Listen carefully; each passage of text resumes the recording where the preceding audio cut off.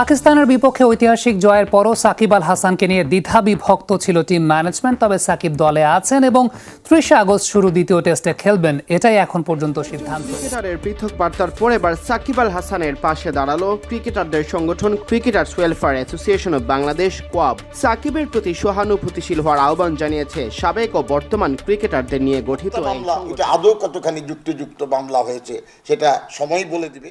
আসসালামু আলাইকুম সুপ্রিয় দর্শক বন্ধুরা, দেশের মানুষের বিপদের সময় সাকিব আল হাসান পাশে দাঁড়াতে না পারলেও এবার সাকিব আল হাসানের বিপদের সময় যেন পুরো দেশবাসী পাশে দাঁড়িয়ে পড়লো। এজন্য শেষ পর্যন্ত এবার পাকিস্তানের সঙ্গে দ্বিতীয় টেস্টে খেলতে পারবেন সাকিব আল হাসান। দর্শক বন্ধুরা, এবার সেই সকল বিষয়গুলোকে কেন্দ্র করে বেশ কিছু গুরুত্বপূর্ণ তথ্য তুলে ধরেছি। অন্যদিকে এবার সাকিব আল হাসানকে এই সকল মামলা থেকে অব্যাহতি দিতে এবার ডাক্তার ইউনূসের কাছে বেশ কিছু অনুরোধ করা হয়েছে বাংলাদেশের সাবেক ক্রিকেটাররা। তো দর্শক বন্ধুরা, চলুন আমরা সেই সকল বিষয়গুলো জেনে নেই। তবে কি শেষ পর্যন্ত এবার সাকিব আল হাসান টেস্টে খেলতে পারবেন? সবকিছু ঠিক থাকলে ৩০ আগস্ট রাওয়ালপিন্ডিতে দ্বিতীয় টেস্ট খেলছেন সাকিব আল হাসান। এখন পর্যন্ত বিসিবি কিংবা টিম ম্যানেজমেন্টের পক্ষ থেকে সাকিবের খেলার ব্যাপারটি আনুষ্ঠানিকভাবে নিশ্চিত করা হয়নি। গত শনিবার বিসিবি সভাপতি ফারুক আহমেদ জানিয়েছিলেন প্রথম টেস্ট শেষে সাকিবের ব্যাপারে চূড়ান্ত সিদ্ধান্ত নেবে টিম ম্যানেজমেন্ট। খারাপ সময়ে সতীর্থদের পাশে পেয়েছেন বিশ্বসেরা অলরাউন্ডার অধিনায়ক নাজমুল হোসেন শান্ত, মমিনুল হক, দীর্ঘদিনের সতীর্থ মুশফিক সামাজিক মাধ্যমে সমর্থন জানিয়েছেন সাকিবকে। পাশে থাকার কথা জানিয়ে ফেসবুকে পোস্ট করেছেন ক্রিকেটার শরীফুল, এনামুল হক বিজয় ও রুবেল হোসেনরা। এক বিবৃতিতে ক্রিকেটারদের সংগঠক কোয়াবো সাকিবের প্রতি তাদের সমর্থন জানিয়েছে। তারা বলেছেন সাকিব আল হাসানের রাজনৈতিক সম্পৃক্ততা নিয়ে আলোচনা সমালোচনা থাকতে পারে, তবে বাংলাদেশের ক্রিকেটে সাকিবের গুরুত্ব ও প্রয়োজনীয়তা অপরিসীম। তাদের আশা সাকিবের বিরুদ্ধে দায়ের করা মামলাটি সর্বোচ্চ সহানুভূতির সঙ্গে দেখবে অন্তর্বর্তীকালীন সরকার। যে কোনো সমস্যায় সাকিবের গুরু নাজমুল আবেদিন ফাহিম। সাকিব মানসিকভাবে অনেক শক্ত, এমনটাই অভিমত তার। যে কোনো স্পোর্টসে হোক, যে কোনো দেশেরই হোক, তারা যখন পারফর্ম করতে নামে মাঠে, আমার মনে হয় না তারা নেগেটিভ ব্যাগেজগুলো নিয়ে মাঠে নামে। তারা শুধু তাদের খেলার কথাই ভাবে। ওকে যখন বল দেওয়া হয় ওর অন্য কোনো চিন্তাই থাকে না, ও শুধু ব্যাটসম্যানকে নিয়ে চিন্তা করে ও কোথায় বল করবে, কী হতে পারে, এর বাইরে বোধহয় কোনো চিন্তাও আসে না। আমার মনে হয় না অন্য কোনো চিন্তা ওর মাথায় কাজ করে। এটাই বোধহয় ওকে অন্যদের থেকে আলাদা করে।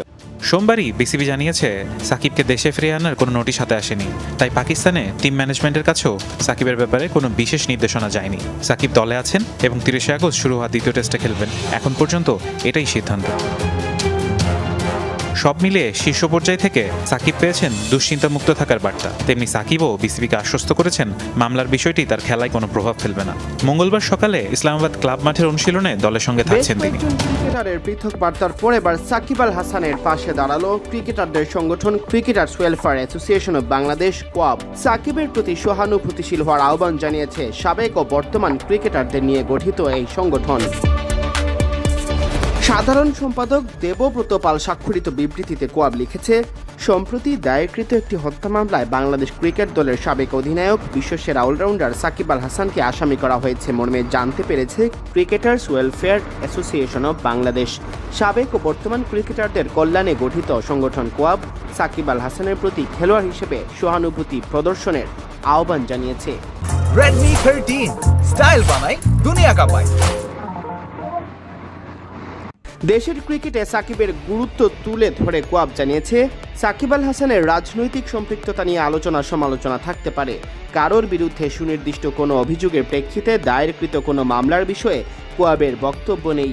কোয়াব মনে করে বাংলাদেশের ক্রিকেটে সাকিব আল হাসানের গুরুত্ব ও প্রয়োজনীয়তা অপরিসীম। সদ্য শেষ হওয়া রাওয়ালপিন্ডি টেস্টে বাংলাদেশের ঐতিহাসিক বিজয়েও সাকিব আল হাসানের উল্লেখযোগ্য ভূমিকা রয়েছে।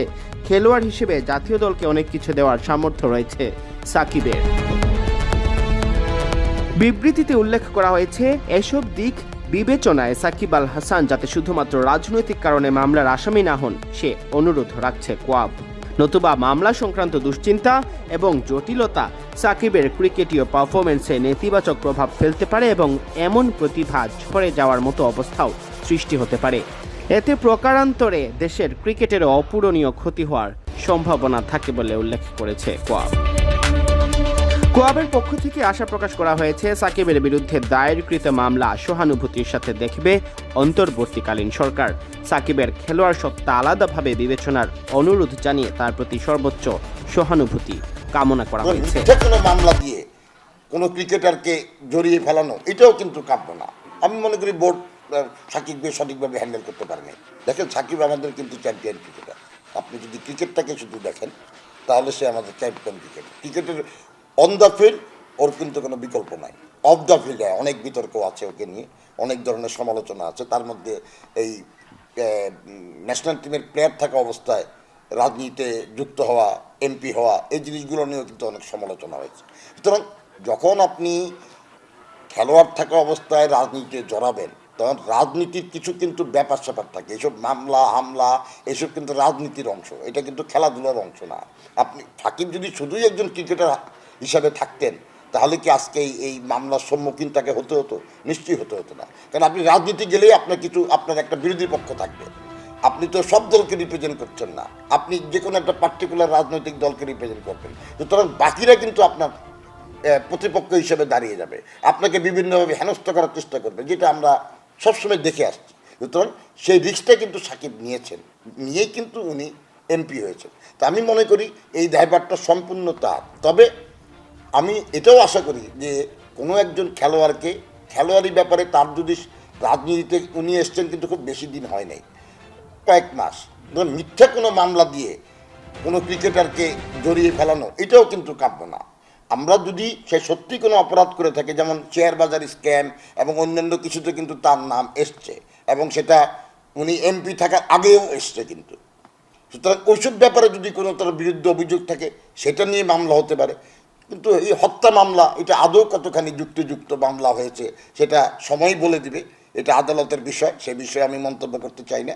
তবে আমি মনে করি যে মিথ্যা কোনো মামলা দিয়ে কোনো জাতীয় কোনো বীরকে আমরা মিথ্যা কোনো মামলা দিয়ে আসলে মামলা দেওয়াটা আসলে ঠিক না। তার যদি সত্যি অন্যান্য জায়গায় কোনো অপরাধ থেকে থাকে, যেটা আমি উল্লেখ করলাম যে বিভিন্ন ধরনের অভিযোগ এসছে তার নামে, সেই অভিযোগ যদি থাকে সেটার যথার্থ নিয়মে তার বিচার হবে, সেটার জন্য উনি শাস্তি পাবেন, সেটা আলাদা বিষয়। কিন্তু মিথ্যা কোনো মামলা দিয়ে কোনো জাতীয় খেলোয়াড়কে, যারা দেশকে রিপ্রেজেন্ট করে দেশের জন্য সম্মান বয়ে এনেছে অতীতে, তাদেরকে আসলে হেয় করাটা ঠিক হবে না। আর একটা জিনিস, বিসিবির যে তো দর্শক বন্ধুরা, আপনারা হয়তো পুরো ভিডিওটি দেখে এবং সেই সাথে এই সকল বিষয়গুলো জেনে অবশ্যই বুঝতে পেরেছেন অবশেষে সাকিব আল হাসানের এই বিপদে যেন এবার বর্তমান ক্রিকেটার এবং সাবেক ক্রিকেটার সহ সকলে পাশে দাঁড়িয়েছে এবং বোর্ড কর্তা সহ। এজন্য সাকিব আল হাসান আগামী পাকিস্তানের সঙ্গে দ্বিতীয় টেস্টেও খেলতে পারবেন। তার উপরে এই মামলা থাকলেও শেষ পর্যন্ত সেই সকল মামলা শেষ হতে চলেছে। তো দর্শক বন্ধুরা, আপনারা পুরো ভিডিও দেখে এবং সেই সাথে এই সকল বিষয়গুলো জেনে আপনাদের কাছে কেমন লেগেছে? তবে কি এবার শেষ পর্যন্ত সাকিব আল হাসান বুঝতে পারবে তার বিপদে পুরো দেশবাসী পাশে দাঁড়িয়েছে, তিনি শুধুমাত্র রাজনৈতিক কারণে বাংলাদেশের মানুষের পাশে দাঁড়াতে পারেন না, নাকি তার অন্য কোনো কিছু আছিল? তো দর্শক বন্ধুরা, এই বিষয়ে আপনাদের মতামত অবশ্যই কমেন্ট করে জানিয়ে দিবেন। তো দর্শক বন্ধুরা, ভালো থাকুন, সুস্থ থাকুন, আল্লাহ হাফিজ, আসসালামু আলাইকুম।